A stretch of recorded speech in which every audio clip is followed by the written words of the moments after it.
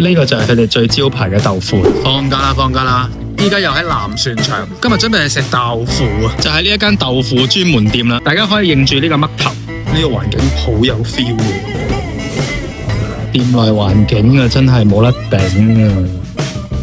嗱，呢個飯望落都好似好特別咁喎，應該上面個汁咧係用豆腐嚟做。即刻試一啖呢個飯先。哇，好特別喎呢個味道！佢上面有啲蔥啊、蒜頭，同埋係一種好 creamy 嘅感覺。哇，呢個真係好特別，我未食過呢一種味。大家有興趣真係要嚟試下。又嚟一個湯嘅豆腐，同埋一個炸豆腐啦。即刻試下呢個湯嘅豆腐先，好食嘅，幾滑嘅，唔錯唔錯。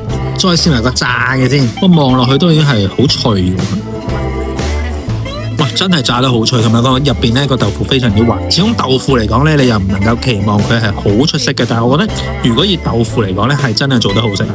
我未食過咁脆嘅炸豆腐，同埋真係要講多次，呢度個裝修真係好靚。如果你中意食豆腐，亦都對裝修有啲要求咧，呢度真係非常之適合。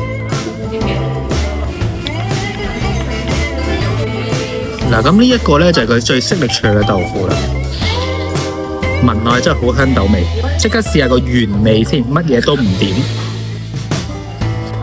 呢個豆腐味咧，你喺出邊係真係食唔到嘅，佢係好濃嘅豆味，有丁咁多鹹鹹地嘅，好輕微嘅鹹鹹地，好特別啊，形容唔到啊，你自己嚟食啦。